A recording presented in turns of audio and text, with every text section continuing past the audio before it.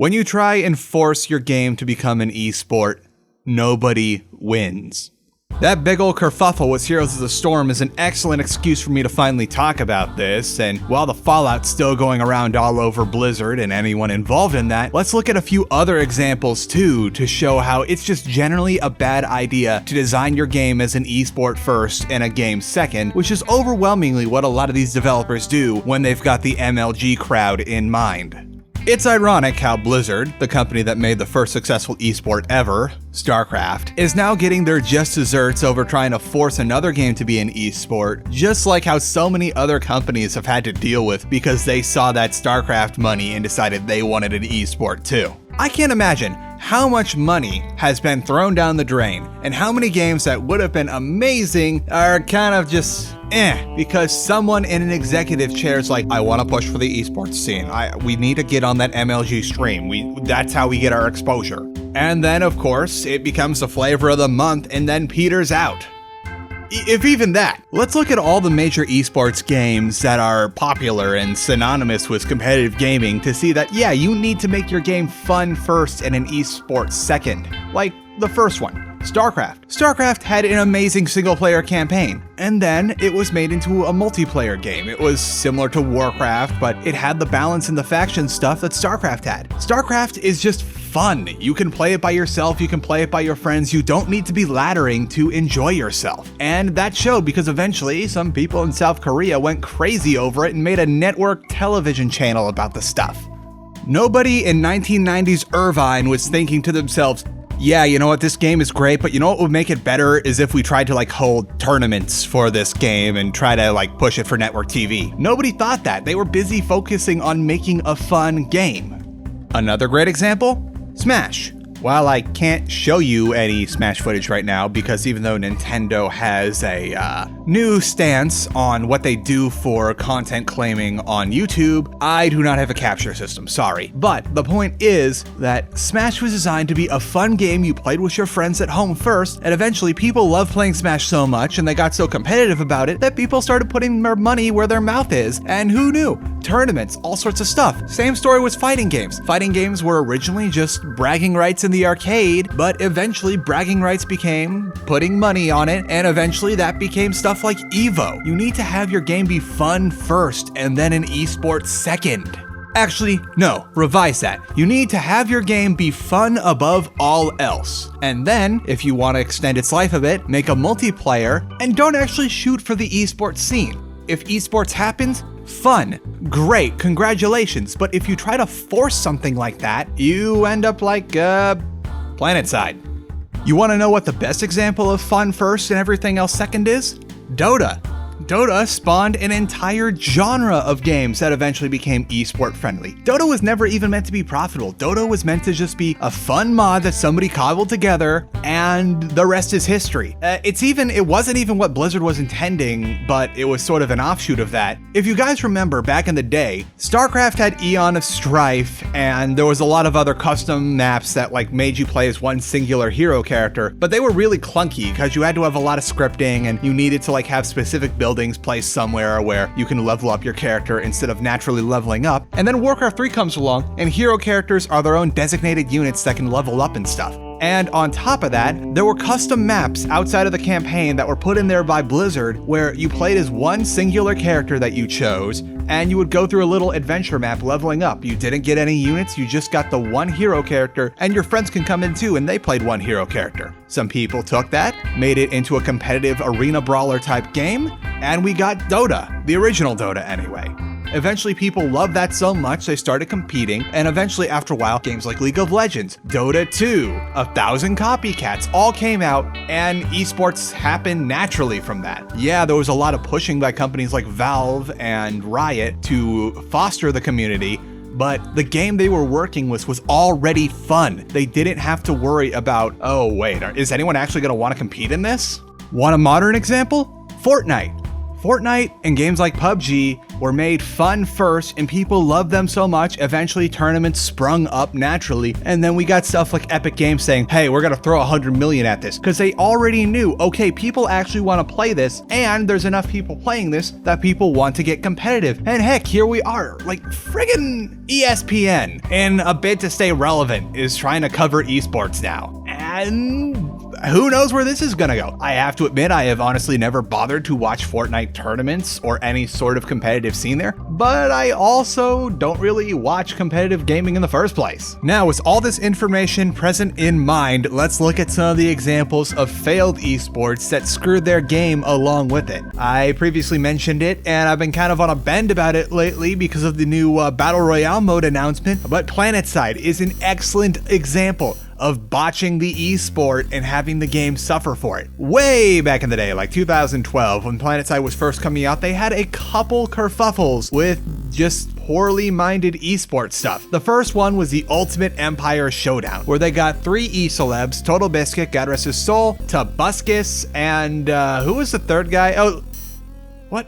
I actually forgot who the third guy was. Tell me in the comments who the third guy was. The only thing I really remember about the event itself was that it eventually became known that Tobuscus only really played 2 hours of the game in the entirety of the promotional event, and people were really upset about that, so he got replaced by another guy, Level Cap Gaming. Yeah. And other than that, the thing I remember about it most was even though one team won the game, like they had this big event, I think somewhere in LA, they decided to give it to Total Biscuit's team anyway, the TR, because they won the popular vote and the game servers were so embarrassingly laggy that no one could actually win the game.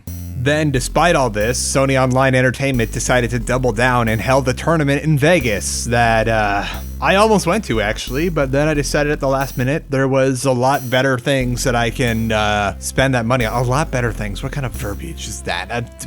Let's move forward. And then, of course, there was like a couple months where MLG was casting PlanetSide 2 that I don't think anyone really showed up to. Maybe a couple hundred people, but when compared to other games they usually cast at the time, like Counter-Strike, and I think League of Legends was a big thing around that time, it was just embarrassing. It was kind of evident they were being paid to cast that, which is the case with a lot of these games that try to enter the MLG scene by force. Another great example that I've been meaning to make another video about, Command & Conquer Rivals, the mobile game that everyone's really upset about, including me. When that got revealed a few months ago, they tried to get people from Team Liquid to shoutcast it, but you can only shoutcast so much for... The game is pretty simplistic, let's be honest. There is a case to be made about how Clash Royale is effectively the same thing, but has a better competitive scene. But again, Clash Royale follows the tenet of it's a fun game first and an esport second. And then I'm not going to waste our time anymore going into each individual example, but basically every World of Warcraft MMORPG copycat did this, like say Firefall or that's the one I just remember most. And then pretty much every MOBA copycat tried to have some sort of competitive scene that eventually just fizzled out after a few months. And this leads us to the focal point of this video, Heroes of the Storm, which is overtly designed as an esport first and a fun game second. Yes, it is based on something that Blizzard had frequently showed at their convention year after year that finally became its own game, but that doesn't help it. If anything, if we take away all the aspirations for competitive play, the best thing that Heroes of the Storm had going for it was that it was elaborate fan service. You could hear Kerrigan and Thrall like do one-liners at each other. That's what it had, an elaborate fan service skins. Other than that, it's bland as a MOBA. It's like, I personally, because I do not like MOBAs, I did not play a ton of it, but even the developers of the game had trouble describing it. As I've hinted at in my other videos, I live in the general region of Irvine, and often I would have run-ins, and one time I met a couple HOTS developers, and even they had trouble describing their game on its own merit, saying it is the Mario Kart of blank, or the blank of blank. If you have to use that to describe your video game, you have failed at making a unique game. If you are the Dark Souls of platformers, you need to go back and try again and find a way to make your game unique. If you are the Mario Kart of Dota, you need to go back and make your game more unique. I got everything I wanted out of Heroes of the Storm without even installing the game. I just poked around on YouTube till I found everybody's sound bites and compilations, and that's all I really wanted. And it really shows how desirable your game is when the biggest push you had for it was, hey, if you play 10 rounds of this game, we'll give you a unique skin for that other game that you actually want to play. Oh boy, we're gonna come back to this later when the same thing inevitably happens. But in the meantime, back to the focus at hand. Again, I am all over the place with my phrasing. I am so sorry. The collapse of Heroes of the Storm's competitive scene, and now that it's in quote-unquote legacy mode, is a perfect example of how you can't force something, especially competitive gaming.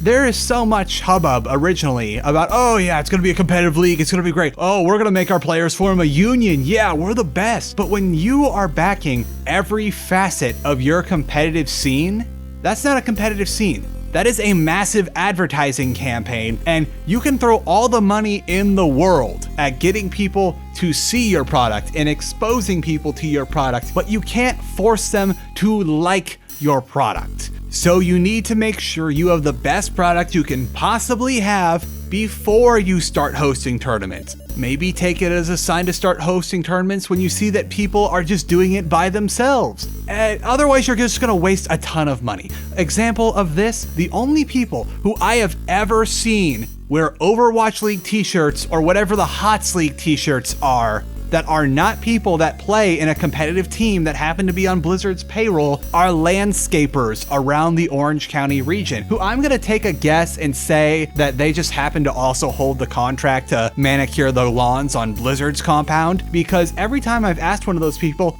oh, so are you into Heroes of the Storm? Are you into Overwatch? The answer usually boils down to, I actually have no idea what this is, I just don't want to get my good shirts dirty while I'm working. I guess it could be worse. So the only time I've ever seen anyone wear any Firefall memorabilia in the last 5 years was when they were homeless and muttering about how Obama put chips in everyone's brains. While on some level, I'm guessing it must be nice not to have to worry about bending to the will of sponsors and just bankrolling everything yourself, that presents a massive problem when it starts becoming a money pit for your company because there are no sponsors to fall back on. So when you decide that enough is enough and you pull out, everything comes toppling down on top of you because you are the only thing supporting this. And now all those competitive gamers out of a job, all those managers out of a job, anyone loosely involved with the organization of these tournaments out of a job. There's always the argument that the people involved in this should have known better, but what are you gonna think if the company you have always looked up to starts waggling a check in front of your face to be their little puppet boy for their new thing? You're technically doing what you want to do as a competitive gamer, and it's all in a walled garden environment. You don't have to worry about upsetting some sponsor by doing something because there's only one person you have to answer to. Oh no. That one person just got bored of this and now they're leaving. There's no one else to fall back on. Oh dear. While I am pretty disappointed at how everything has turned out here for the people that were suckered into following Blizzard into this mess, I have to admit that I'm a little glad at least that it didn't get any bigger before it collapsed. This isn't a situation where the game company itself implodes and all the other game companies can go out on Twitter and say, hey, sorry about what happened, hit us up with your job applications and we'll try to help you out. Because all these esports are so fundamentally different from each other that if you're good at one thing, it's very unlikely you're going to be good at the other thing, even if it's within the same genre, say Dota versus League. So what are you gonna do? Well, at least if you're in the United States, hopefully you could apply for FAFSA or something and go to school, but everyone else is kind of screwed.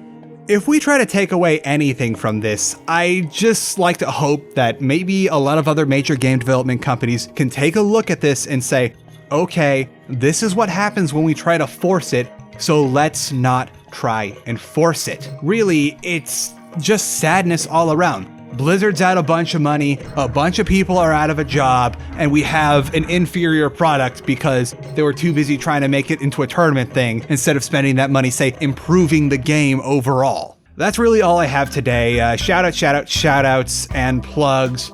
I'll see you guys in about 4 years, maybe less, when the exact same thing happens to Overwatch, because when I think about this, Overwatch's scenario is on point with what happened here right now, or at least circumstances are. Almost on all fours. So, see you then.